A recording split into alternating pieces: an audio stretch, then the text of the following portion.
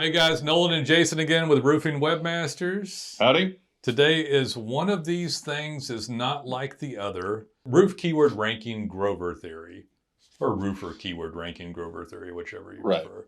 So I get people that call and we talk about various things, on what makes good marketing, the essence, why someone needs to market, what happens when they market.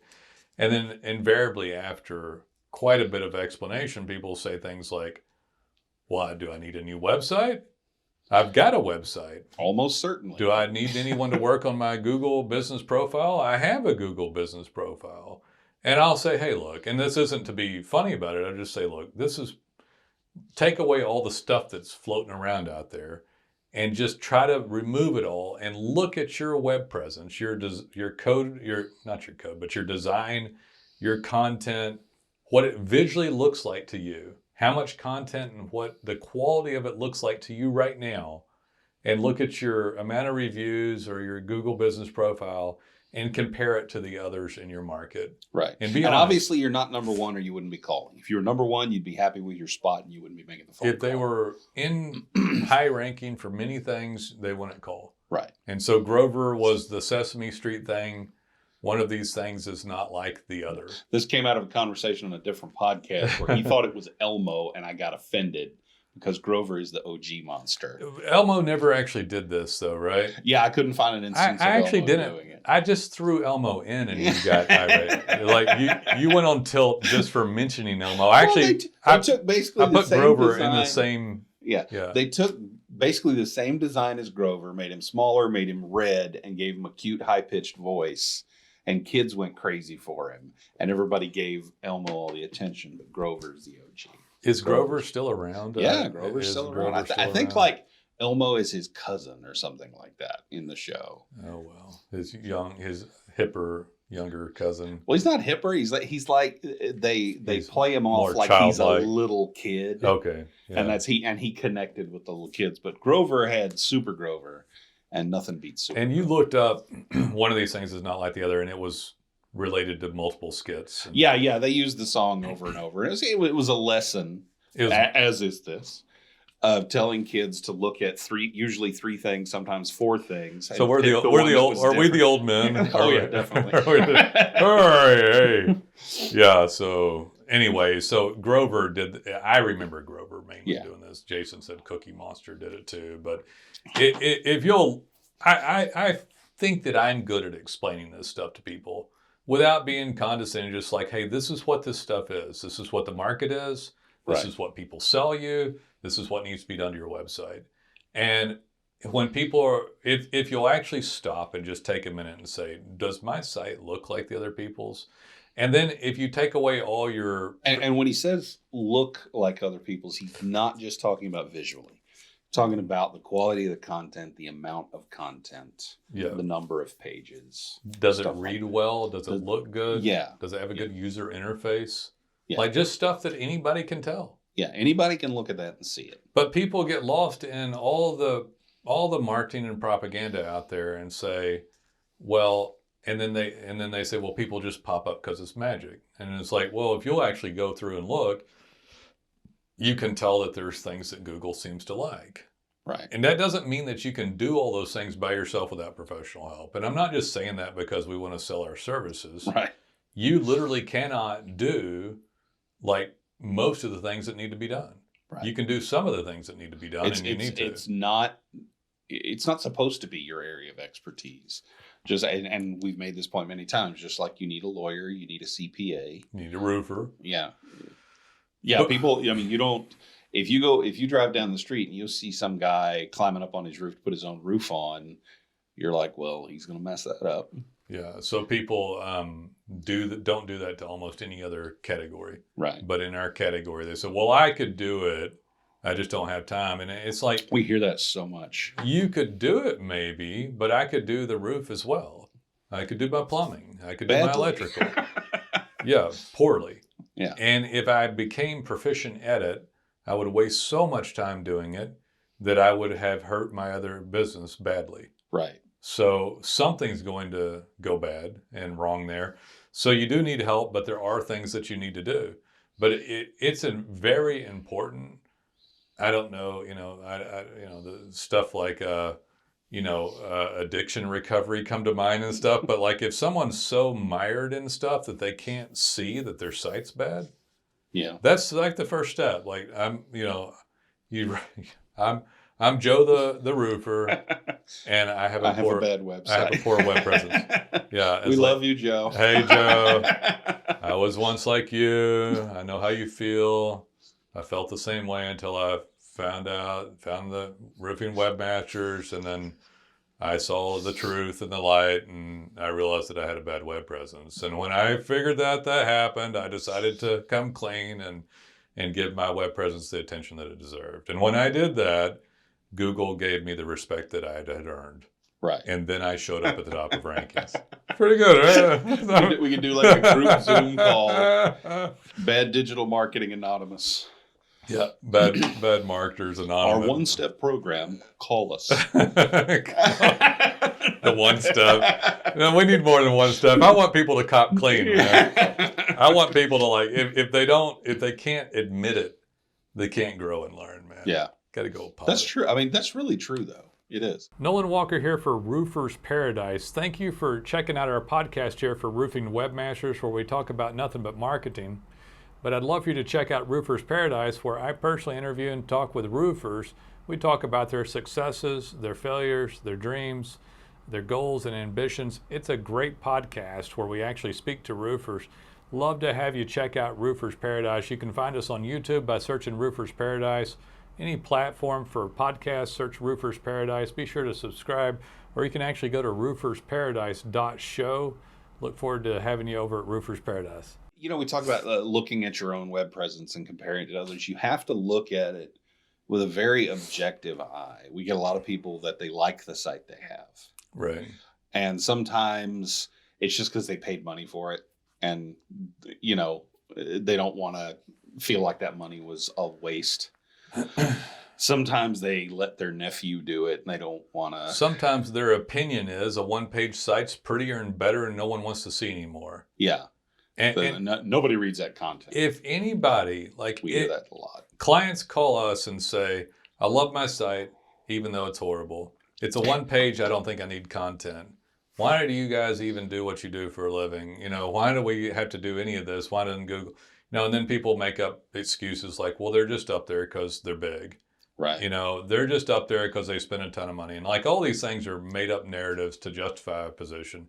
If anybody ever came, if they went to anybody's house to bid a roof and someone started popping off the same types of things to them, yeah, they would. We don't have to nail the shingles in. You can just lay them up there. Just lay them up there. I don't even like full shingles over my plywood.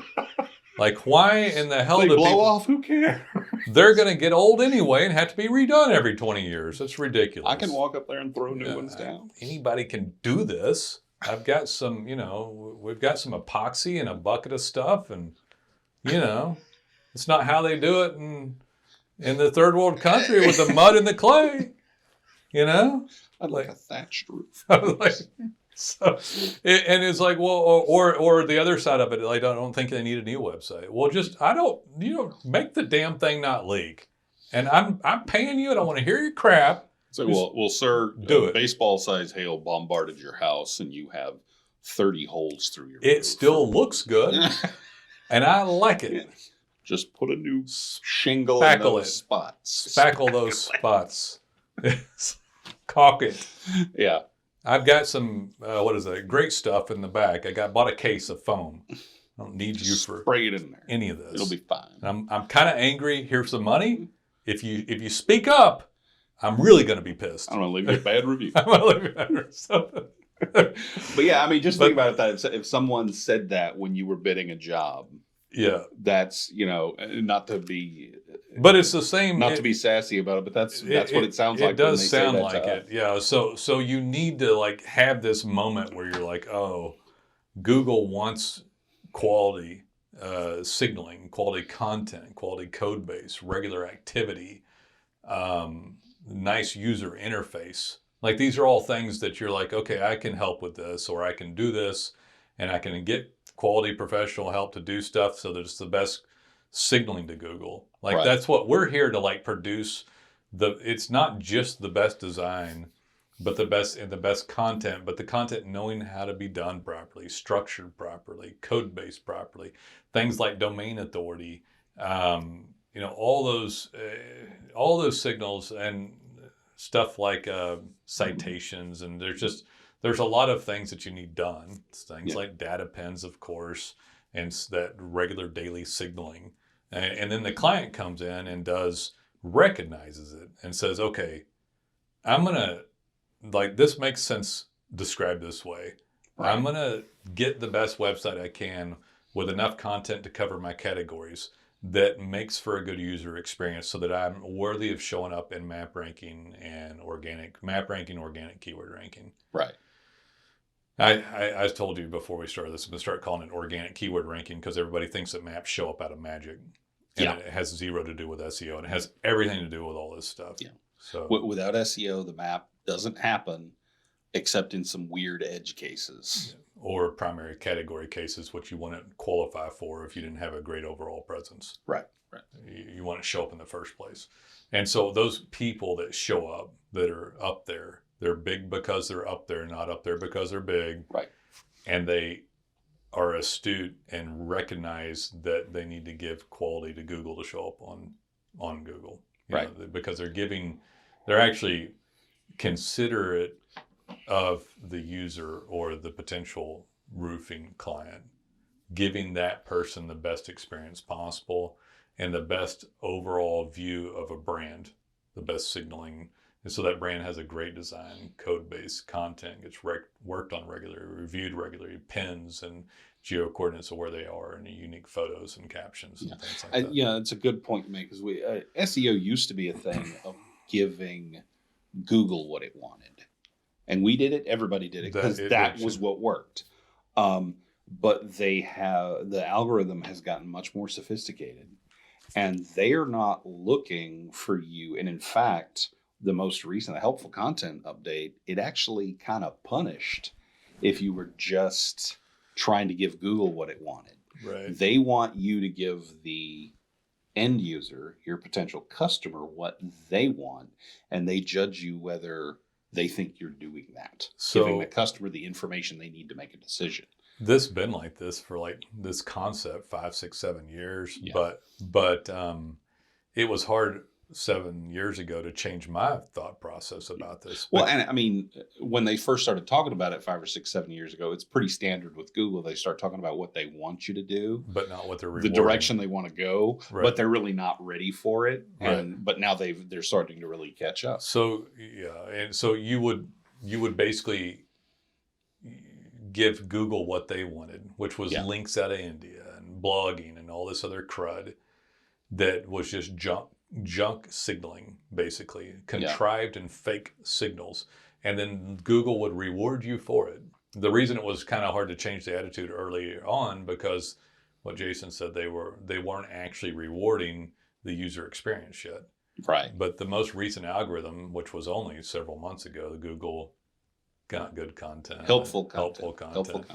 So it was rolled out, I think, in August. And we actually haven't talked about this yet. It's a really interesting point. The helpful content helps the user, not tricks Google. Right. So just so that helpful is helpful to the end user. Blogs literally are there, and everybody knows they're there, at least for a contractor basis. Maybe not some drug company or something, but a contractor is putting up a blog to give what they think Google wants, so that they can show up for a keyword, knowing that nobody in their right mind would want to read the 100 blogs they put up.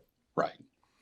And so if those concepts and those things and that's stuff that we help with, though. We bring together but that's why they need professional services. Like they need professional services because those tiny little turns of concept is why stuff optimizes now. Nolan Walker here for Data Pins. You may not know, but I own a software company, and we have a proprietary software called Data Pins, DATAPINS. You can search it at datapins.com.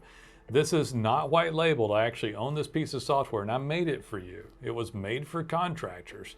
You can actually take pictures of jobs, up to 6, make a caption about the material, the brand, the situation, the repairs, and post that back to your individual pages on your website, just like that. It's super simple. Anyone could use it. It also texts and emails your clients, direct links to your reviews, so it helps reputation and reviews, which helps conversion and map placement. The geo coordinate gets grabbed by data pins, and Google can tell where you are. So instead of them just seeing reviews, they see all jobs or even estimates that you do. This vastly outperforms just getting reviews. Helps the map show up, helps organic keywords. And remember, those captions that you're putting in there help expand the keywords per page, and it's great regular content. I love it. We made it just for you. It is organic optimization on steroids for both your website, your rankings, and the map placement. Check out Data Pens. I think you'll be happy you did. This is where I'm going to break from roofer keyword ranking Grover theory, because you can't, this is not a Sesame Street level. So you could have a website that has a lot of content that looks good, that is breaking all the rules. Yeah. So that's where we'll stop from the Grover theory, because it could be AI content. Theory breaks down eventually, yeah. Copied content. It could be a horrible, cheap template with a lot of bad code base in it. And AI content has gotten good enough that when a human reads it, they can't tell. You usually can't tell, but Google's gotten good at detecting it despite that. And they spite it and they penalize it. Yeah. Yeah. So Google hates AI content. You could have copied content. You could be throwing blogs in like crazy, and you're like, I'm doing it all, Nolan. It's like, no, it's all fake and contrived. I've got these guys, they do 3 blogs a week for It's me. Old school style trying to please Google. Yeah. And you've completely screwed it all up, and it's actually getting a penalty at this point. Quite often, yeah. The penalties seem to be back, by the way. We haven't really talked about that, but that content, God dang it, it's a good content. Helpful content. I swear it was good content at the beginning, but no, they called it helpful from the beginning. Right. Anyway, so I like good content better, but it's helpful makes sense. Just Google always has these little innocuous terms that sound nice, you know? Yeah. It's helpful. But you know, they deliberated for like 3 months before putting the name out publicly. I'm sure. It's like, it's always, well, that's kind of rude. It's like, yeah, but that's what it is. Like, yeah, but it's helpful. We're helping people. Yeah, but we're punishing all these. Yeah, but we don't want to say that. The punishing content. Jesus. Yeah, but it's literally all these people that have been told for like 20 years to give Google content to blog, to throw up, links. And they just, and what, so if the Grover theory breaks when somebody thinks they're doing this stuff, but it was made for Google, not made for the user. Right. And it's such a simple turn, and it seems like it's the same thing, but it's completely different. It basically means you might have 3 blogs and no more. You might have a website with 100 or 200 blogs, and you have to get rid of like 190 of them. We did that recently. New client, they had, what was it? 700 blog entries, and only 3 of them on their whole site got any traffic whatsoever. In fact, about 300 or more were not even copied or cached. That means Google knew they were there. They crawled or spidered them, but said, this is such shit. That we think so little of this that we're not going to make a copy of it. Yeah. And so it was somewhere back in the website, but not searchable or findable on the web itself. Yeah. That means every keyword on those 300 pages, you're not going to rank for. It also pretty certainly means that they had a penalty going on. Oh, yeah. Yeah. They would have had an algorithmic penalty at that point for crap content. So I think the points made here, if I had to sum this up, you can tell most of the time, about 80% of the time, Grover theory works. You can look and take out all your biases and stuff you've heard and see if yours looks the same as the people that are showing up in map ranking. Then get all the professional work that you can done regularly and treat your online web presence seriously. And if you have too much content, could be AI or copied, you can check some of these against AI content generators or like Copyscape for copied content. And if you have more than 25 blogs, you're probably spamming your website out. And so if you have something that looks good and it doesn't rank, those are probably the problems, at least in 2023. Yeah. We're sitting here at Christmas We're in time. late. Yeah, we're the week before Christmas 2022, so we're heading into the new year. Yeah, kind of the week before. Nolan Walker here for Roofing Webmasters. I want you to consider becoming one of our clients. We've done this for 12 years, have hundreds of clients. We help everybody with their design, their code, their content, showing up on Google as high as possible. Clients get regular call volume. If you've never experienced what I call the big show, showing up on Google organically, which is where the vast majority of the clicks occur, on your map, your reputation, your reviews, your organic keyword ranking, you owe it to yourself to try us.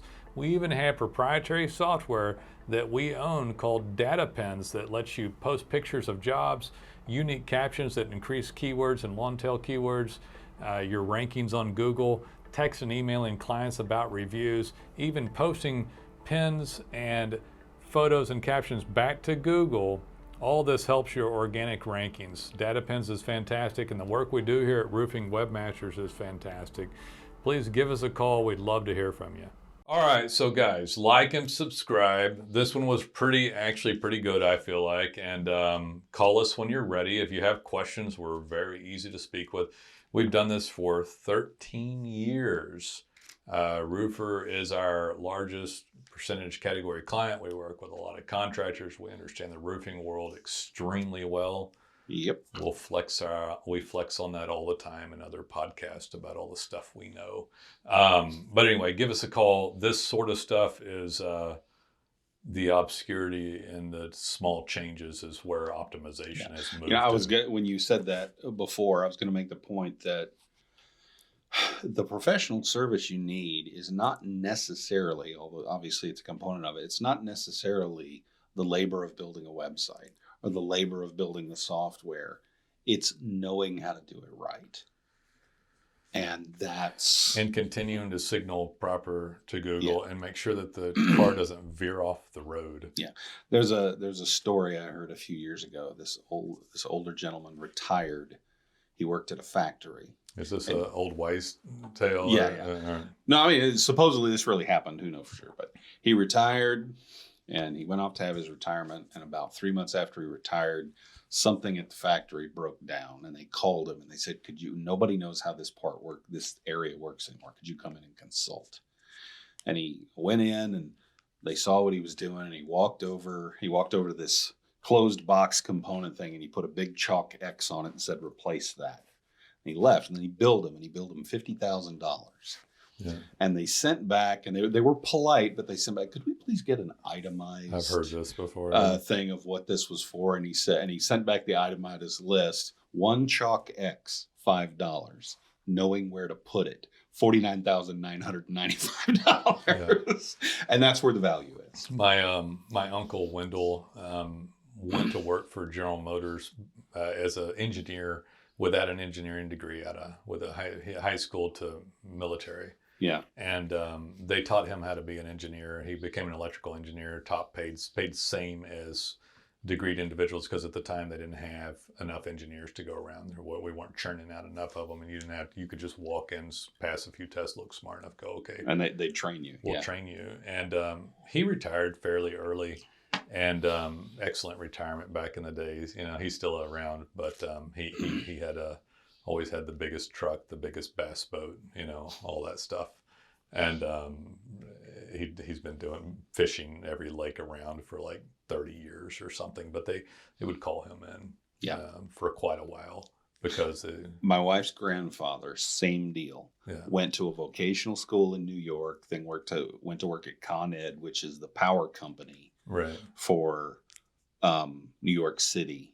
Right. And he became such an expert in that stuff. He helped put like the first 10 nuclear power plants in America. Wow. He was there to consult and put them online. And after he retired, they would constantly call him to ask him how to fix stuff that went out, because he was the only guy who knew how to I feel that way now, except I'm still working and I'm not getting paid extra for walking in. You're not getting $50,000 for your chalk X. Yeah, but I mean, if I had to relate this back to what we do here, is that these guys we're talking about became experts in that category. And as an entrepreneur, as a roofer, And you've heard me say this like 1,000 times, but the job one is to figure out how to market your company, get leads to a sale. And if you can't make it past that step, you're basically, just kind of running around doing stuff. Yeah. And you may enjoy your life, but you probably won't get rich, and you're not really going to be a company. You'll have some moments of success, but if you can't figure out how to market your company on Google, which is where most of the leads come from, it just won't work. That's got to be like that light has to turn on, like that switch has to turn, that cog has to go. Yeah. And if they can't get that to go, they won't make it to the next step. All the other steps are figured out eventually. Yeah. If leads continue to come in. You can screw up and screw up again. Your life is for business is forgiving. If leads come in, you'll eventually figure out profit and overhead and taxes. Yeah, if you get leads and you get income, all the other stuff can be dealt with eventually. But if you don't get leads and income, none of that other stuff even matters. No, my dad's a CPA and make money.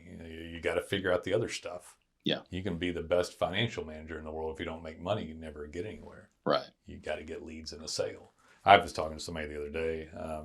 We're off in the weeds a little bit, but it's the sale. It was I was talking to a friend of mine. He was talking about it a while back, and he's teaching this kid how to sell. And I think it might have been Mark Cuban or somebody like that, but I don't remember who I was listening to on like a little Instagram post or something. But business is sales, entrepreneur. It was Robert Kiyosaki talking to Rich Dad. Okay. Rich Dad was Chinese. Poor Dad was Japanese. Poor Dad was his real dad. The Japanese dad, but the rich dad came up to him and he said, how's your love life, Robert? The Chinese dad got here from communist China and like loved capitalism and freedom and all that, and made a ton of money evidently. Rich Dad said, how's your love life? He said, well, it's horrible. And Rich Dad had been trying to get Robert to sell for many years, to become a salesperson. He said, well, I hate selling. I just can't stand selling. And it's like, well, if you don't sell, you won't ever get rich. He's like, fine. And then one day what got to him was, he's like, he wasn't getting any women. He's like, well, it's horrible. He says, because you can't sell, Robert. Can't sell yourself. Can't sell, can't get women, can't sell, can't make money. And he's like, oh, shit.